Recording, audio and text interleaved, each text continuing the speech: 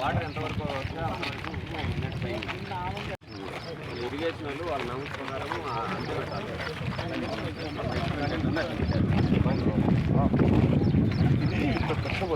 Road దెబ్బతింటుంది తిరుగుతుంది. మీరు ఇంటికి పోయేదానికి వసతి వస్తుంది బ్రహ్మాండంగా.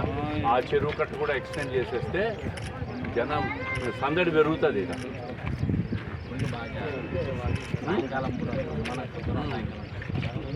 పెరుగుతారు. ఇంకా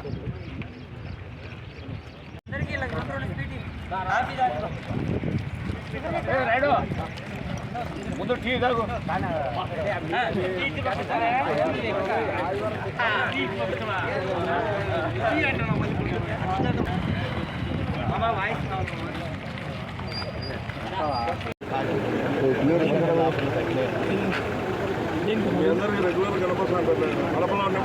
నేను కూడా వాకింగ్ రావాలి అంటే మనం ఏ కొత్త గడపని అదని ఇదని పొద్దున్నే పోతాను. చాలా టైం ఉంది. ఖచ్చితంగా వాకింగ్ అయితే రావాలి.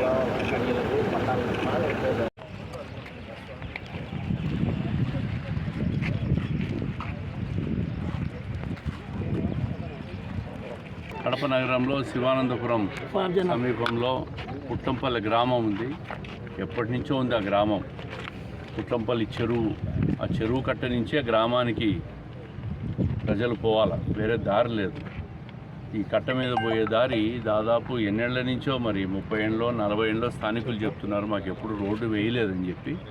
ఈరోజు కడపలో ప్రజలు ఒక నమ్మకంతో కడపలో ఎమ్మెల్యేని గెలిపించిన తర్వాత వాళ్ళకి ఏదైతే మనం వాగ్దానం చేశామో పుట్లంపల్లి కట్ట మీద రోడ్డు వేపిస్తామని, ఆ రోడ్డు వేసే కార్యక్రమాన్ని ఈరోజు పూర్తి చేసినాం. బ్రహ్మాండంగా తార్ రోడ్డు ఏర్పాటైంది. దాదాపు 2.5 కిలోమీటరు.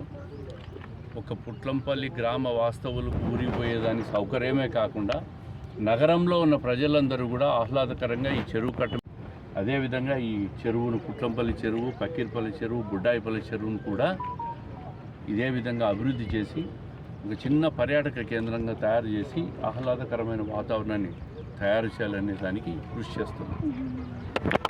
ఈరోజు చాలా మంచి రోజు. నాకు నేను పుట్టినప్పటి నుంచి ఈ గ్రామం కొన్ని ఏళ్ళ చరిత్ర గల గ్రామం పుట్లంపల్లి అంటే. దానికి రోడ్డు లేదు, కనీస వసతులు కూడా లేని పరిస్థితి. ప్రతి ఒక్కరూ ఇక్కడి నుంచి రిమ్స్కి వెళ్ళాలన్నా ఇదే రూట్ పోవాలా, అప్సరా థియేటర్ చిన్నచౌకి వెళ్ళాలన్నా ఇదే రూట్ పోవాలా. మరి ఇటువంటి పరిస్థితుల్లో కొన్ని ఏళ్ళగా ఇక్కడ ఓట్లు దబ్బుకునేదానికి మాత్రము ప్రతి ఒక్క నాయకుడు ఈ ఊరికి వస్తాడు, మాటలు చెప్తాడు, పోతాడు. కానీ ఇది మాటలు చెప్పేది కాదు, చేతల చేసే ప్రభుత్వం నిరూపించినారు మన మాధవరెడ్డి గారు, శ్రీనివాసులరెడ్డి గారు. వారికి మనం విన్నవించుకుంటూనే వారు మా మీద అత్యధిక ఉత్సాహంతో ఖచ్చితంగా మీ ఊరికి రోడ్డు వేస్తామని చెప్పడం జరిగింది. దానిలో భాగంగానే ఈరోజు తార్ రోడ్డు వేయడం జరిగింది. మరి ఈ ఊరి ప్రజలందరూ కూడా చాలా ఆనందంగా ఉన్నారు. మరి అలాగనే ఈ పుట్లంపల్లి చెరువు బ్యూటిఫికేషన్ చేసేదానికి కూడా వాళ్ళు సంసిద్ధమైనారు. ప్రభుత్వంతో మాట్లాడి తగిన నిధులు తీసుకొచ్చి ఖచ్చితంగా బ్యూటిఫికేషన్ చేస్తాం అని చెప్పడం కూడా జరిగింది. ఈ రోడ్డు వాకర్స్కు చాలా అనుగుణంగా ఉంటుంది, చాలా ఆహ్లాదకరంగా ఉంటుంది. ఉదయం పూట అయితేనేమి, సాయంత్రం పూట అయితేనేమి అందరూ నడుచుకునే దానికి వీలుగా ఇది నిర్మించడం జరిగింది. చుట్టూ బల్లలు వేయడం జరుగుతుంది. ఇక్కడ ఉన్న కడపలో ఉన్న ప్రజలు సాయంత్రం పూట ఆహ్లాదకరంగా వీటికి వచ్చి వాకింగ్ చేసుకునేదానికైతేనేమి అన్ని రకాల వసతులు ఇక్కడ సమకూర్చడం జరుగుతుంది. కాబట్టి కడప ప్రజలందరికీ విన్నపము, మీరు వాకింగ్ చేయాలంటే ఆహ్లాదకరమైన ఈ విశాలమైన ఈ 100 ఎకరాల చెరువు కట్ట పైన చేయవచ్చని పుట్లంపల్లె వాసిగా తెలియజేసుకుంటున్నాను. మరొకసారి పుట్లంపల్లె ప్రజలందరూ కూడా కృతజ్ఞతలు తెలియజేసుకుంటున్నారన్నమాట. కొన్నేళ్ల చరిత్ర గల ఈ ఊరికి తార్ రోడ్డు వేపించిన మాధవిరెడ్డి గారికి, ఎమ్మెల్యే మాధవిరెడ్డి గారికి, మరి శ్రీనివాసులరెడ్డి గారికి ఎంతో కృతజ్ఞతతో ఉంటారని భావిస్తూ సెలవు తీసుకుంటున్నాను.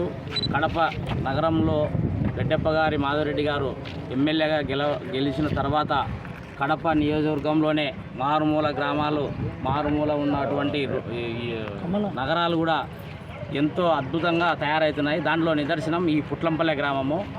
ఈరోజు పుట్లంపల్లె ప్రజలందరూ కూడా ఎమ్మెల్యే గారిని క్యాంపెయినింగ్ వచ్చినప్పుడు మాకు ఈ ఊరికి ఎంతోమంది ఎమ్మెల్యేలు అయినారు, మేయర్లు అయినారు, ఎవరు మాకు ఈ ఊరు పట్టించుకునే నాదులు లేడని ఆ రోజు మొరపెట్టుకోవడంతో ఆమె గెలిచిన మరుక్షణమే ఈ గ్రాండ్ 8-12 కోట్ల రూపాయల గ్రాండ్ తెప్పించి ఈ చెరువు కట్ట ఆధునీకరణ చేసి ఇక్కడ తార్ రోడ్డు, బీటీ రోడ్డు వేయడం జరిగింది.